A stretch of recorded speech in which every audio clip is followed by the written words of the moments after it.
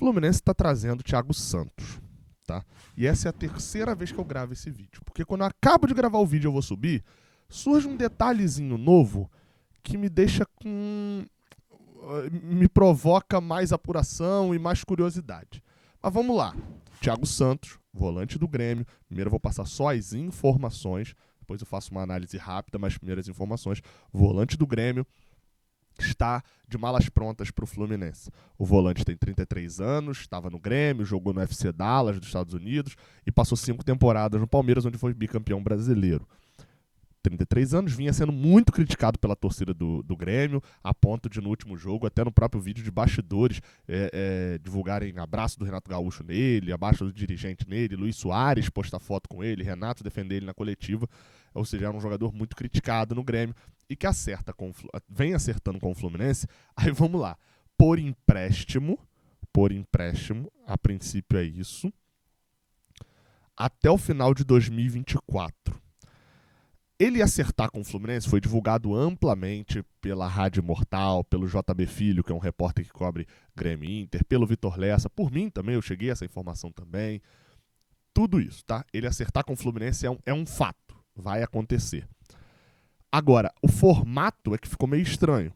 Quem divulgou essa informação do empréstimo foi a Rádio Melão, né? O Luiz Melão, conhecido como Rádio Melão, lá no Twitter, que colocou que o empréstimo vai ser até o final de 2024. Esse também era outra coisa que a gente já sabia, que o contrato dele com o Fluminense era até o final de 2024, mas eu achava que era indefinitivo. E o Melão colocou que é um empréstimo até o final de 2024, com metade do salário sendo pago pelo Fluminense.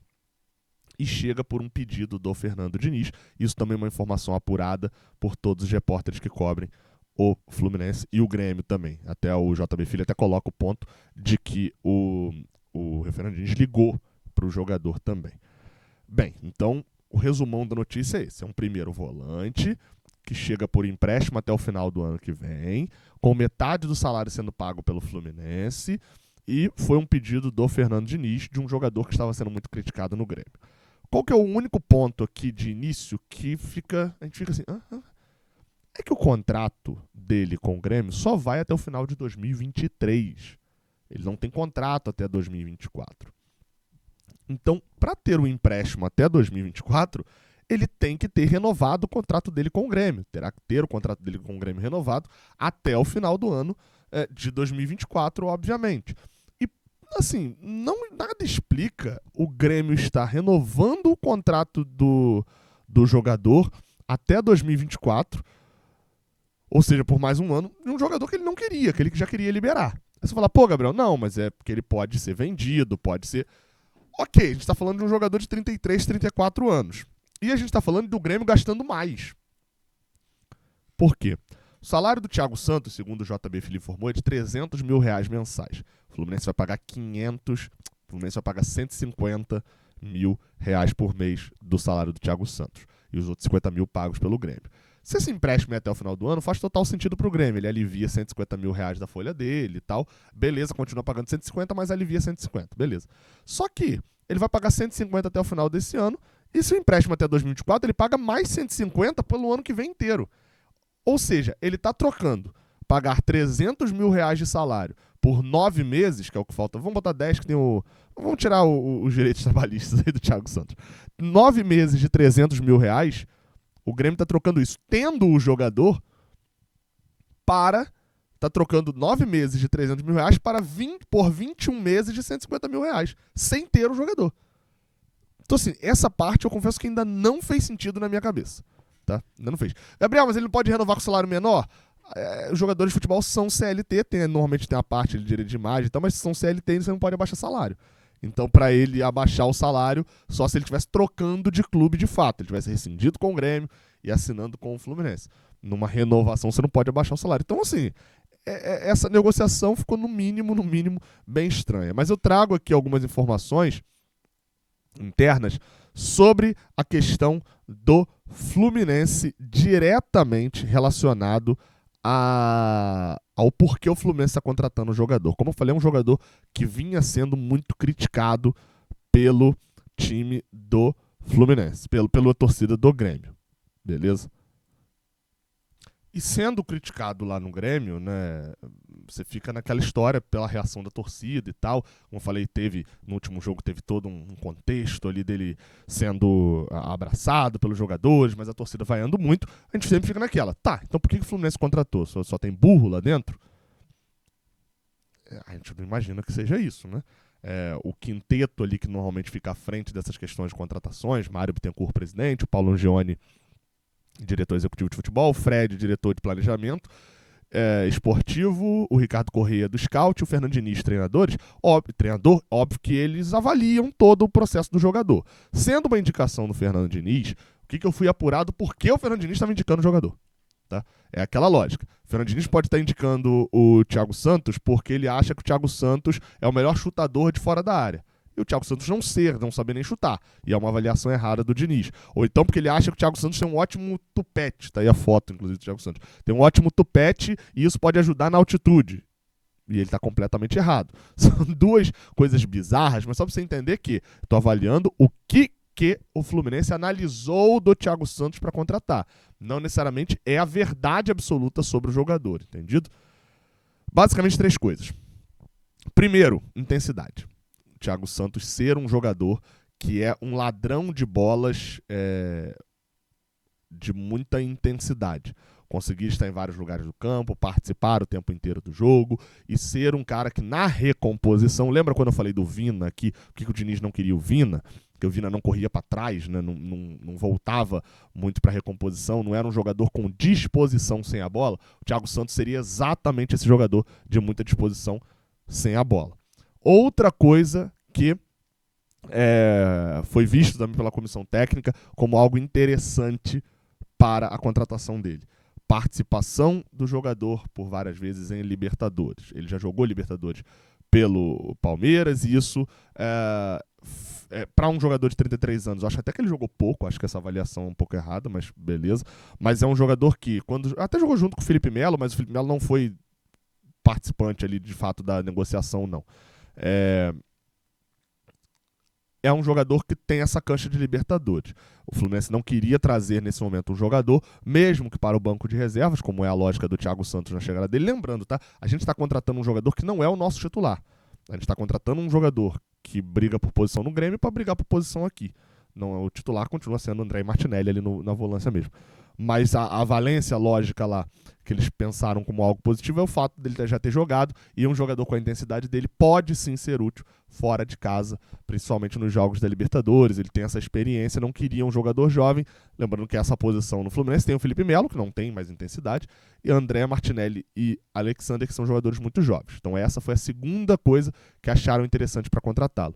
E a terceira coisa, também avaliada, e todas essas trazendo aqui como informações de que o Fluminense viu de positivo, como exclusiva aqui do canal, é que Thiago Santos pode atuar como zagueiro. O Fluminense também pensava numa possibilidade de uma contratação de um zagueiro reserva para o time profissional, e o Thiago Santos faz essa dupla função também, tal qual o André faz, mas sem a necessidade de tirar o André da volância para a zaga. Então o Diniz consegue vislumbrar ali uma atuação do Thiago Santos, de repente numa necessidade também na zaga. Essas 3 coisas eu vou repetir aqui porque sempre tem um que passa despercebido. Não são coisas que eu tô falando que é uma ótima contratação por causa disso e disso e disso. Eu tô falando que internamente para fazer a contratação foram coisas que o Fluminense avaliou como positivas para realizar a contratação. Entendido? Deu para entender, né? Eu sou o mensageiro da informação nesse caso. Não sou o provedor da informação. Usei mensageiro porque tem em inglês uma expressão don't kill the message, né? Messenger. Não mate o mensageiro. Né? Não, se o mensageiro trouxe uma notícia de, olha, você vai morrer, você não adianta você matar o mensageiro, porque a pessoa que mandou a mensagem vai vir já. Então, don't kill the messenger, nesse caso aqui específico. Agora, a minha avaliação sobre a contratação. É muito difícil fazer uma avaliação pelo simples fato de que eu não acompanhei os últimos 3 anos de Thiago Santos, sendo sincero aqui. Eu não vi o Thiago Santos na Série B, ele disputou posição, eu poderia vir para cá fazer, e aí eu seria hipócrita, vir para cá fazer uma avaliação baseada só nos números que eu vi dele, mas eu acho que os números eles complementam a avaliação, então seria hipócrita eu fazer isso. Os números que eu vi do Thiago Santos, É um jogador que foi, de fato, jogando mais de 40 jogos em várias temporadas seguidas pelo Palmeiras, jogando também pelo Grêmio, inclusive no UFC Dallas também, enquanto estava no Grêmio, cometeu erros que marcaram a trajetória dele por lá, e a torcida, depois que pegou o ranço do jogador, não largaria mesmo se ele fosse muito bem, e ele não foi muito bem. Então, assim, a princípio, se fosse uma contratação que a gente estivesse fazendo, quer ver a diferença? Em 2020, a gente trouxe Danilo Barcelos para lateral esquerda e a gente reclamava muito de Egídio. E eu fiz um vídeo revoltado falando, olha só, a gente está trazendo este jogador para ele ser a nossa solução nessa posição. E eu bati muito na contratação. Se fosse nesse mesmo esquema, a gente tivesse trazendo um jogador que fosse para ser a nossa solução na posição dele, eu estaria... Calma aí, Siri. Fica quietinha rapidinho que eu tô no meio do pensamento. E aí eu perdi o pensamento. Se fosse um jogador para ser solução, eu estaria aqui dizendo que a contratação era ruim, que eu não gostava da contratação. Sendo um jogador de composição de elenco, que só vai ser solução, só vai ser titular no Fluminense para o caso de uma lesão ou de 2 ou 3 jogadores, mais ou menos, diria 2 jogadores pelo menos, porque se o André sair ainda entra o Felipe Melo, acho que se o Felipe Melo sair, talvez até o Martinelli seja recuado para primeiro volante, ou talvez o Felipe Melo saia dessa conta e o Thiago Santos entre, enfim, não é um jogador que já vai atuar de imediato como titular. Eu acho que eu vou dar um tempo para poder analisar. Vou, obviamente, olhar mais lances, mais situações do Thiago Santos, tentar entender um pouco melhor, olhar a análise de pessoas que cobrem o Grêmio que eu confio, para poder entender um pouco mais sobre o jogador e também sobre o Palmeiras, né? Mas principalmente é um jogador que vem muito criticado, mas que os números não batem muito com o tamanho da crítica sobre ele, sobretudo os números pré-2022. E esse jogador eu quero olhar ele em campo, eu quero ver o jogador jogando. O que eu acho de ruim é que já há um movimento negativo, de acordo com a contratação do Thiago Santos, muito motivado pela comemoração dos gremistas, que já tinham esse ranço todo dele, da saída dele de lá. Por que eu acho ruim desse movimento negativo? Porque a torcida tem que ser silenciada? Óbvio que não, pelo amor de Deus. Você acompanha o canal aqui direto, você acha isso, você não está acompanhando o canal direito. O ponto é, mesma coisa que eu falei da contratação do Cris Silva, de que era um jogador que ele já chega com o psicológico abalado. E se ele for ok, ele vai ter ido mal. E no final das contas, o Cris Silva foi mal. Então, né, não muda a análise aqui. Mas nem todo jogador tem um psicológico de Caio Paulista, que é execrado e continuava jogando normalmente o futebol sem ser sendo tão agredido, mas sem sentir tanto as pedradas. Eu acho ruim quando existe esse comportamento já de cara de negativo relacionado a um torcedor, a um jogador, apesar de eu ter feito no caso do Danilo Barcelos, né, mas acho ruim por esse motivo. O jogador já chega com a obrigatoriedade de se provar. Quando é um jogador de composição de elenco, como é o caso do Thiago Santos, isso pode ser um pouco mais diluído. Agora, quando é um jogador como foi o Cris Silva e como foi o Danilo Barcelos, que chegam para ser titular, isso é algo muito difícil de quebrar. Torço para que o Thiago Santos vá bem, afinal de contas, eu não torço para a minha opinião, eu não torço para a opinião dos outros, eu torço para o Fluminense, e se o Fluminense contratou o jogador, quero que ele vá bem. Enfim, tamo junto, até a próxima, valeu!